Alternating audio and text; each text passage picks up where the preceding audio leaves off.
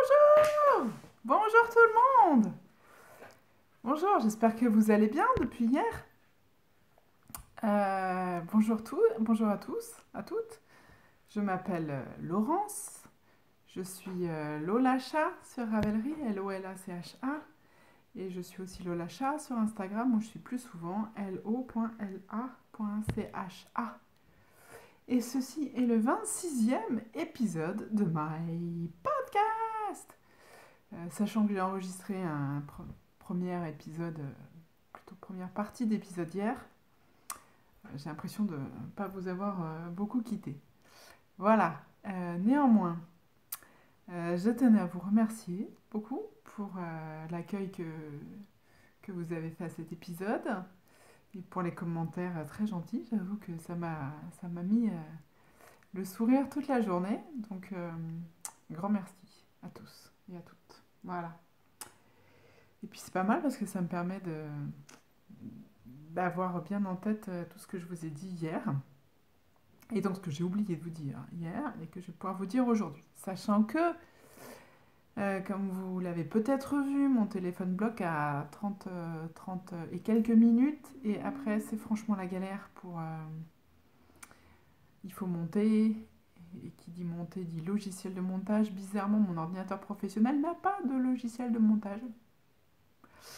J'ai pas très envie de demander à mon équipe informatique de m'en installer un. Je pense qu'ils auraient du mal à comprendre ce que ça vient faire dans mon boulot.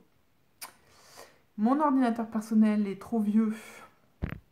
On n'accepte plus les mises à jour de rien du tout. Donc non plus. Tout ça Et YouTube n'a plus de fonction de montage depuis quelques mois. Enfin, j'ai pas regardé hier, mais je m'étais déjà fait piéger la dernière fois. Bref. Ça a été un petit peu compliqué hier soir. Mais on est reparti. Mes cheveux sont toujours aussi pourris qu'hier. Putain, quand j'ai revu la vidéo, j'avais juste la honte. Vie ma vie, c'est pas grave. Tricot, ceci est un podcast. Tricot, toujours. Voilà. Donc hier, je vous ai parlé des projets finis. J'en avais oublié un que voilà. Et aujourd'hui, on va parler des en cours, de filage et avec le filage, un petit peu des futurs projets, puisque j'insère mon filage dans mes projets. Voilà. Donc le projet que je ne vous ai pas montré hier, c'est celui-là, qui est tout froissé. Je suis désolée, ça ne lui rend pas justice. C'est un petit boxy. Donc, comme vous le voyez, la forme est bien celle d'un boxy. Un boxy pour ma petite Adèle. Les manches sont un peu ratées. J'ai relevé, j'ai fait la feignasse. Il manque des rangs là. Ça fait pas des manches très jolies. Je suis désolée. Enfin, je suis surtout désolée pour ma fille parce que du coup ça la serre un peu là. Mais sinon, il lui va très bien. Donc c'est le même patron que pour que le boxy. Le patron, c'est ça, le Little Boxy de Joji Locatelli. Alors, normalement, ça rend bien, mais là, j'étais sur la fin des cartouches couleurs de mon imprimante. Voilà. Voilà.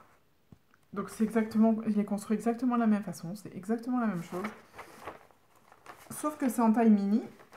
Et donc, c'est quand même un petit peu plus rapide à faire. Et je trouve qu'il tombe très bien, moi. Je trouve qu'il tombe très bien, parce que ça fait vraiment ça sur une petite fille. Comme vous le voyez, c'est vraiment un boxy. Voilà. Donc aucune complexité, c'est une marée de Jersey, une mer de Jersey. Et puis, c'est même, oui, des rangs raccourcis là pour faire les raies. Donc derrière, il y a des côtes. Dans le dos, il y a des côtes. C'est ce qui permet de repérer l'endroit de l'envers. Et ça, c'est quoi ça? Pourquoi il y a un schmoll? C'est moi qui ai perdu une maille à un rang et qui ai tricoté le rang d'après. Super. Ouais, ça se voit un peu quand même. Bien joué. Ah, mariée, j'avais pas vu. Donc, très jolie. C'est la principale intéressée, donc Adèle, ma fille de presque 3 ans, qui a choisi cette laine, qui est donc une laine. Alors, je suis désolée, je n'ai plus l'étiquette. C'est une laine by night. Du coup, je sors son... Vous avez vu comme j'ai préparé cet épisode un peu, s'il vous plaît, hein? Voilà, by night. À qui j'ai acheté ces 2 écheveaux à la fête de la laine de Clamart. Ça s'appelait bien la fête de la laine de Clamart? Je crois que ça s'appelait bien la fête de la laine de Clamart. Non, Clamarfil. Pardon, Clamarfil. Clamart-Fil. Et donc c'est de la By Night, c'est de la tordue. Je ne me souviens plus du nom de sa base. Coloris, comme vous le voyez, rose. Et c'est pas moi qui ai choisi, c'est Adèle. Mais Adèle, elle aime le rose, c'est sa couleur préférée. Voilà, et très bien. Et vous voyez, c'est un uni, quasi parfait. Quasi parfait. Et donc très bien, j'espère qu'elle le mettra cet été. Ceci est du 6 ans quand même. Bon, voilà.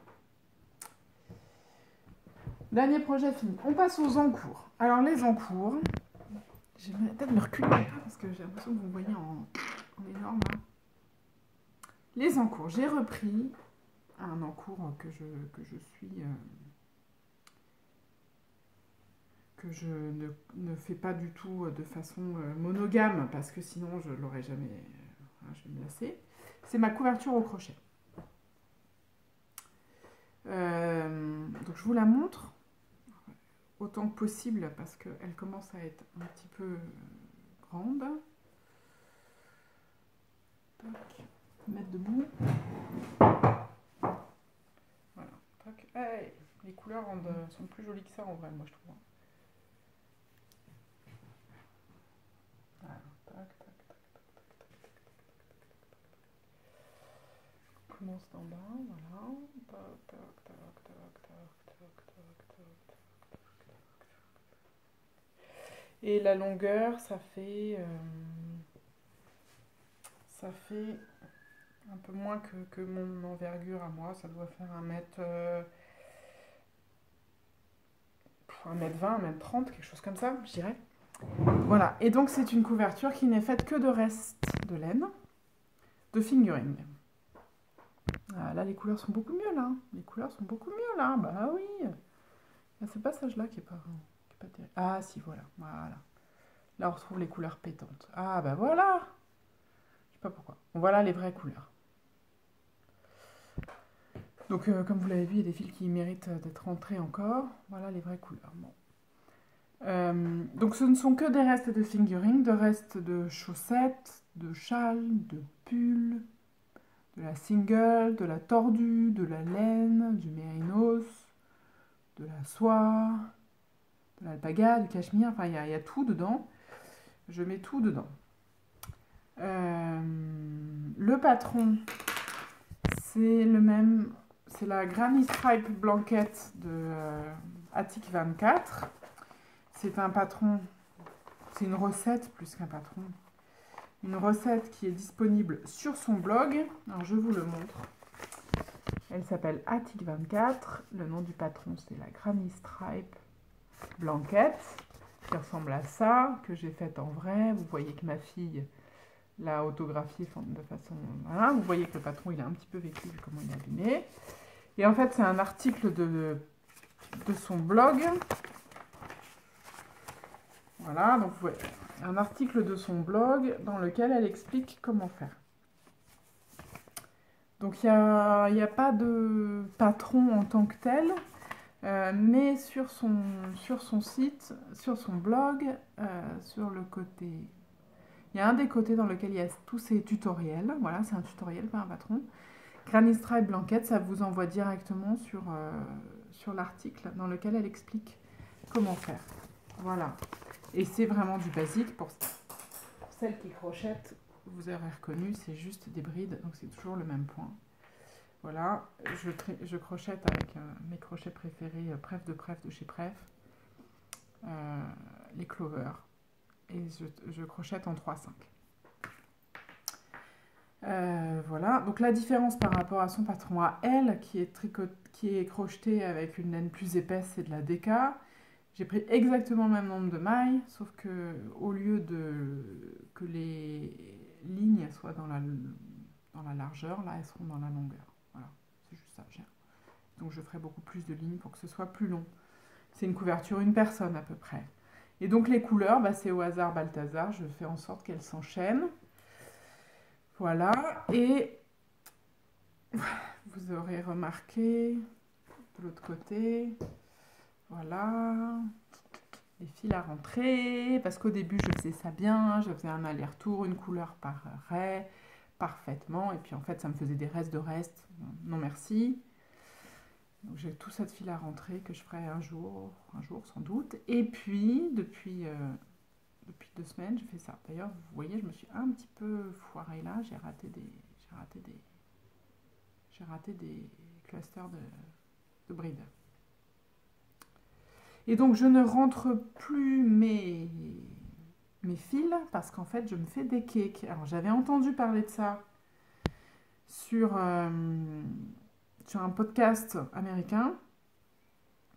J'avais entendu ça, voilà, et j'avais pas bien compris forcément le concept. Et puis surtout, elle se faisait des châles et je trouvais que l'idée de châle avec des restes, je voyais pas bien. Là, dans une couverture de restes, c'est pas mal. Alors, je vous montre un peu parce que je viens de passer.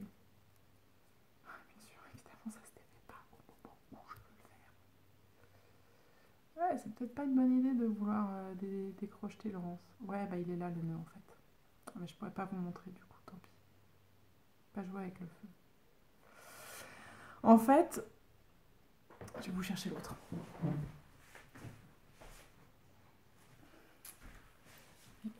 L'idée, c'est d'enchaîner ces restes de laine en nouant 2 restes par un nœud spécial qui s'appelle un magic knot, un nœud magique, qui est tout bête en fait. Pour celles qui font des bracelets ou des crochets, c'est ce qui permet de faire coulisser les liens l'un avec l'autre. On enroule le premier fil, on fait un nœud du premier fil autour du deuxième d'un côté, on fait un nœud du deuxième fil autour du premier de l'autre côté, ça nous fait 2 nœuds. On tire sur la partie du fil qui ramène aux pelotes, ça fait se rapprocher les 2 nœuds et on coupe les bouts au ras. Et donc ça fait un nœud qui est tout fin, qui tient, et du coup on enchaîne les coloris. Donc ça fait des cakes de restes, ce qui est beaucoup plus facile à travailler, à transporter que des mini pelotes qui se baladent, comme ça, hein, comme ça. Beaucoup plus pratique. Il faut que je me dépêche, je vois le temps qui défile là. Et surtout, il n'y a pas de fil à rentrer. Voilà, donc ça c'est Julie qui m'en a fait 2. Je trouve ça super bien. Donc là, je me suis arrangée pour finir sur un fil qui va matcher celui de Julie. Et comme ça, je vais enchaîner un cake que j'ai fait avec son cake à elle. La classe, hein, la classe à Dallas. Voilà.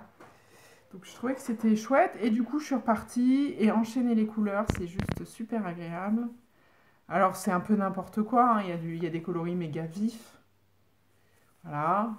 Il y a des parties où j'ai choisi que ça contraste volontairement, comme entre ce fluo là et ce violet. Puis il y a des parties où c'est au contraire très fondu. Dans cette partie-là, je crois qu'il y a 3 fils différents. On a l'impression qu'il n'y en a qu'un. Donc voilà, ma Granny Stripe blanquette, que je ne vais pas emmener en vacances parce qu'elle est assez encombrante quand même, mais je me régale à bosser là-dessus. Deuxième projet en cours, le Lady February Sweater. Alors lui, c'est un truc aussi que je ne vais pas emmener en vacances parce qu'il est trop chaud. C'est un gilet en worsted. Le patron, Laurence, il est où le patron? Je sens que ça va m'énerver ça, si je trouve pas. Ah. Ça, c'est un patron gratuit. Comme vous le voyez, il ne date pas d'hier non plus. Voilà. C'est un patron super basique qui a été. C'est un des patrons les plus faits sur Ravelry. Des dizaines de milliers de fois il a été fait. Voilà. Et c'est un patron super basique. C'est plus aussi une recette qu'un patron. Je le fais en cascade de 120, donc aussi une laine méga basique. Coloris 95-48. Oh, comme c'est sexy. 95. Et comme vous le voyez, ça ne passe pas à la machine. On aime. Donc voilà. Donc en fait, j'ai acheté ces pelotes il y a très longtemps. J'aime pas la couleur. Je trouve que c'est terne. Voilà. Je pensais que ça irait bien avec du jean. Oui, ça va sans doute bien avec du jean, mais je trouve que la couleur est trop terne. Voilà. Le patron est très facile à faire. Sympa à faire. Il n'a pas de complexité particulière. Je vous l'essaye. Même pas peur, malgré la température. Voilà. Donc c'est une veste assez basique. Donc comme tu vois, Corinne, avec qui je chattais ce matin sur Instagram.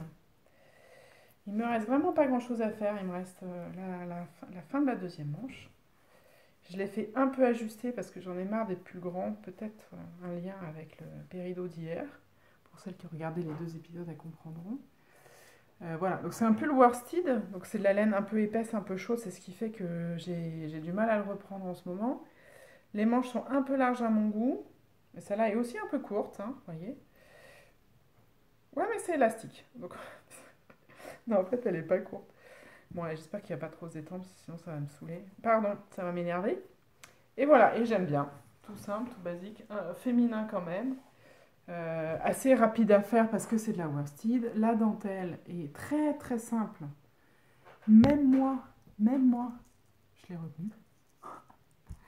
C'est un motif sur 4 rangs, que sur les rangs droits, donc il n'y a que 2 rangs où on réfléchit. Et il n'est pas du tout compliqué. Si vous voyez là à l'endroit, voilà, c'est un motif très classique en dentelle de sa monte et sa descente, c'est tout simple. Et donc ça va relativement vite. Le patron est facile. Il y a eu tellement de versions sur internet que vous pouvez l'adapter. Elle explique d'ailleurs à toutes les morphologies. Voilà. Vraiment un chouette patron. C'est juste la couleur qui m'emballe moyen. Voilà. Qu'est-ce que je peux vous dire d'autre sur ce projet? C'est tout, un basique, un joli basique. Next. Next. Alors on passe aux choses un peu plus sympas peut-être. Où est-ce qu'il est mon pull? Ah, de l'autre côté. Donc en ce moment, je me fais un pull.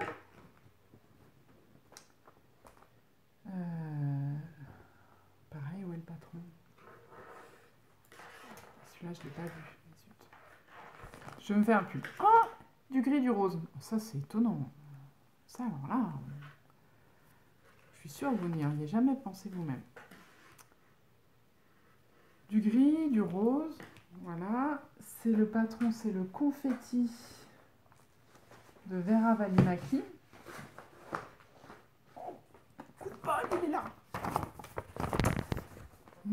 Confetti de Vera Valimaki. Voilà, donc vous voyez, c'est un pull rayé, fité au niveau des manches, donc des manches ajustées, le haut du corps est aussi ajusté, et puis il s'évase sur le bas pour avoir une forme un peu large, pas forcément boxy, mais large en bas.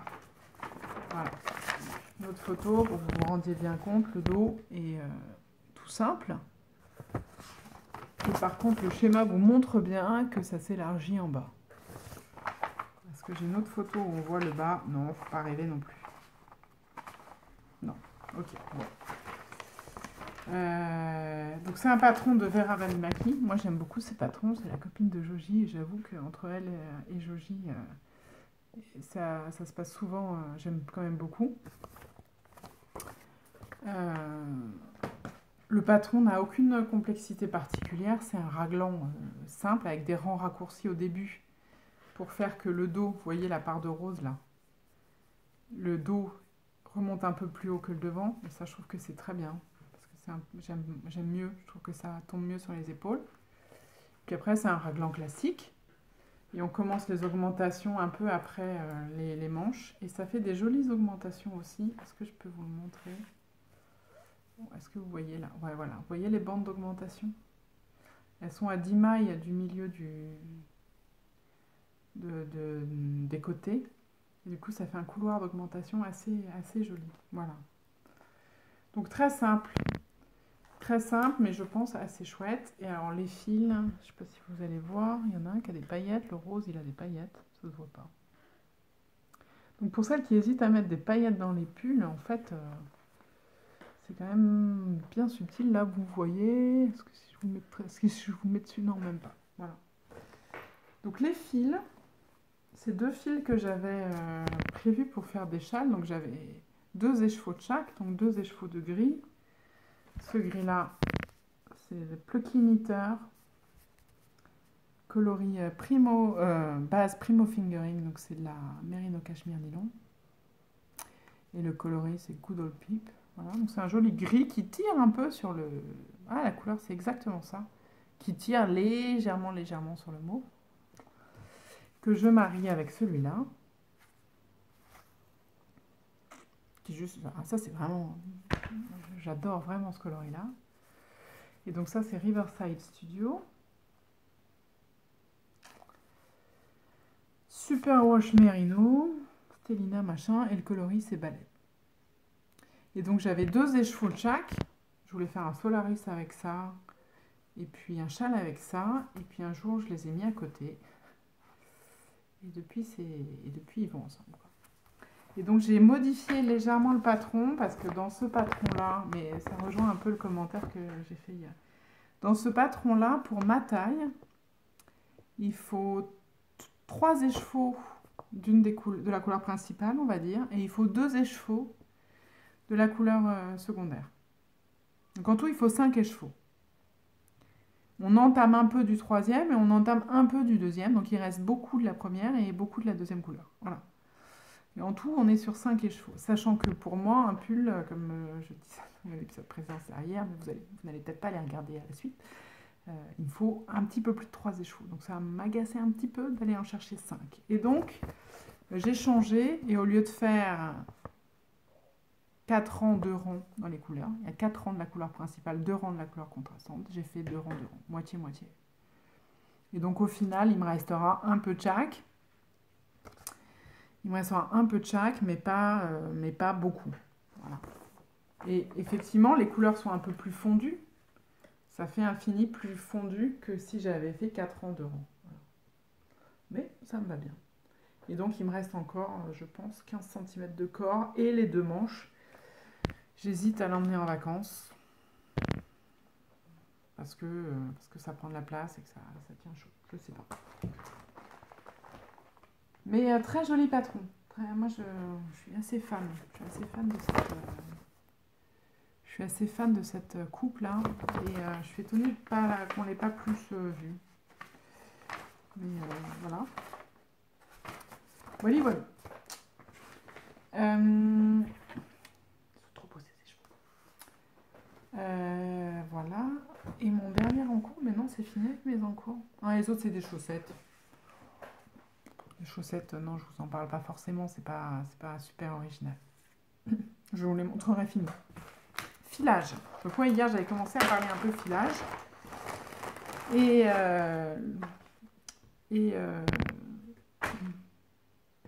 Week-end dans le Morvan. Donc on va commencer par ça, qui est une horreur absolue. Je devrais pas vous le montrer d'ailleurs tellement c'est moche, mais bon, c'est aussi comme ça qu'on apprend. Hein. Je débute depuis le temps que je débute un peu moins. Mais ça, c'est une nappe que j'avais commencé à filer il y a très longtemps. Et il ne faut pas laisser les choses trop longtemps parce qu'après, on s'y perd. J'étais sans doute un petit peu stressée, à cran, quand j'ai filé. Et donc, j'ai le défaut de beaucoup au début, c'est-à-dire que je pédale trop vite. Et donc, je mets trop de torsion. Donc, ça fait un fil qui est tout tordu. Et encore, là, il s'est bien détendu. Mais ça fait un fil tout tordu. Donc c'est une nappe de Heike Made, que j'avais acheté au Lot et la Laine l'année dernière, je crois. Ouais, je crois. Bon, et ça fait... Et que j'ai retordu, c'est un 3 brins, c'est un Navarro. Donc j'ai fait un single que j'ai retordu sur lui-même en 3 brins. Donc j'ai transformé le single, le fil unitaire, le célibataire comme on dit en français, en 3 brins. Pour faire ça. Et donc ça fait ce fil-là. Alors je ne l'ai même pas mesuré. N'importe quoi, Laurence. Je ne l'ai même pas mesuré, je ne lui ai pas mis d'étiquette. J'ai pas fait ça. C'est pas bien. Bon, c'est pas très joli. Je sais pas trop ce que ça va donner tricoter. Peut-être que je pourrais le rebloquer, je sais pas, les fileuses. Mais ouais, j'avoue que ça, c'est assez raté. Next, les restes de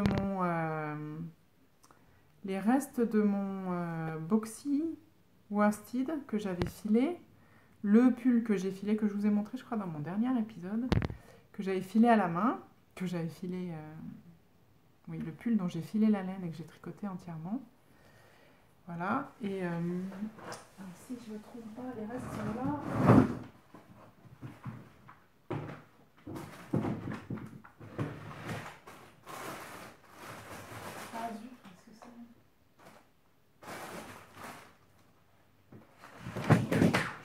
j'avais sorti... Bon, tant pis. Tant pis, je ne veux pas me mettre en retard pour ça. Tant pis. Donc voilà, donc pour mon pull, j'avais fait du 2 brins et là, c'est du 3 brins. Voilà, donc pareil, c'est du Navarro. C'est du Shetland et moi, j'aime beaucoup le Shetland. Et là, je ne sais pas ce que je peux me faire avec ça. Sans doute pas grand-chose. Hein. Peut-être une partie de bonnet, des raies dans un bonnet, je ne sais pas. Voilà, et donc c'est un 3, voilà, c'est un 3 brins. Retordu sur lui-même. Là, je vois les regards des fileuses qui... Bon, c'est encore un peu trop tordu, hein, je pense. Mais j'aime bien. Donc, vous voyez, le 3 brins, ça fait un fil tout rond. Ensuite, où est-ce qu'ils sont les... Où est-ce qu'ils sont mes 2 brins? Ensuite, je les avais vus hier. Je les avais sortis hier exprès pour vous les montrer. Et ça m'agace de pas les avoir là. Tant pis. Tant pis, tant pis. Ils se cachent pas quelque part là. Non. Tant pis. Ensuite, bon, voilà. Donc j'ai fait ça aussi avec les restes de avec le dernier single qui me restait. Voilà. Il me restait un bout que je n'avais pas retordu. Et donc je l'ai retordu sur lui-même en 3 brins et ça me fait un joli fil et je suis assez contente de ça, j'avoue. J'aime bien, en plus j'aime beaucoup ces couleurs-là. Et je voulais vous montrer la différence qu'il y avait entre un retors 3 brins et un retors 2 brins en termes de gestion des couleurs. Ça rend quelque chose d'évidemment très différent et c'est aussi très intéressant. Voilà. Bon, bah, peut-être que je vous montrerai un prochain épisode. Et le troisième truc que j'ai filé pendant ce week-end, que j'ai fini de filer, c'est ça.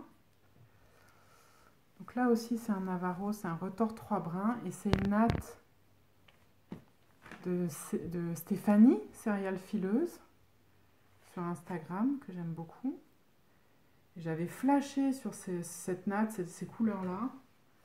Je ne sais plus quand. Si, dans le Morvan, il y a un an. Voilà. Donc, je lui avais acheté ça dans le Morvan il y a un an. Donc, c'est un beige très pâle, mais très lumineux, parce qu'il y a de la soie dedans. Voilà. Et ça fait ça. Voilà. Et je suis assez fan. Sauf que j'ai pas trop réfléchi. J'ai filé ça dans l'idée de me servir de cette couleur pour faire un pull en jacquard que je marierais avec ce fil-là. Parce que je trouvais que les couleurs allaient assez bien. Et elles donnaient assez de contraste. Et égayaient bien ce brun un peu terne. Et même, je peux même aller jusqu'au bout de l'idée et vous montrer le patron qui, normalement, verra le jour. C'est celui-là. Je trouvais que ça allait bien ensemble. Mais c'est un retors Navarro, donc c'est du 3 brins. C'est pas forcément le retors. Ça fait donc un fil qui est très rond, qui donne une bonne définition de point. C'est pas forcément le fil le plus adapté à du jacquard. Parce que c'est pas le fil qui gonfle, c'est pas le fil qui remplit l'espace, c'est pas le fil qui... Voilà.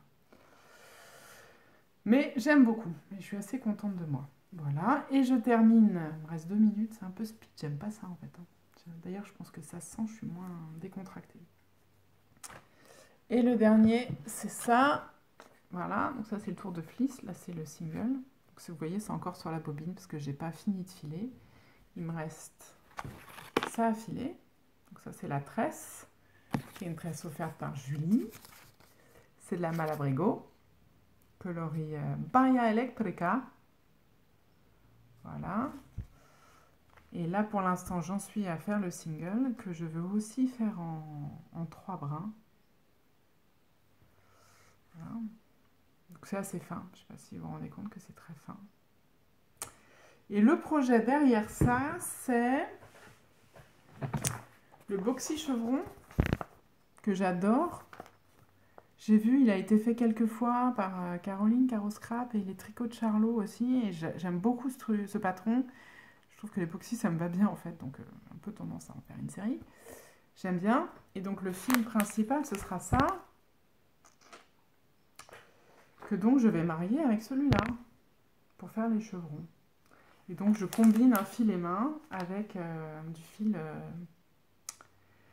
fil commercial industriel. Voilà. Donc voilà, les futurs projets, c'est 2 pulls qui, tous les deux, incluent des fils et mains. Et je trouve que c'est très très chouette. Voilà ce que je voulais vous montrer aujourd'hui. Je suis désolée, c'est un peu speed là. C'est ce 30 minutes qui me stresse là. Voilà. Bon, j'espère que ça vous aura plu. J'espère que ça vous aura appris de nouvelles choses ou inspiré, peut-être donné des idées, changer les idées. Je fais un gros bisou à toutes et à tous. Je vous souhaite un très très bel été. Plein de bonnes choses pendant les vacances. Profitez-en bien, reposez-vous, ressourcez-vous, déconnectez. Moi, je suis en vacances demain soir. Et puis, j'espère à très bientôt. Voilà, bisous, ciao.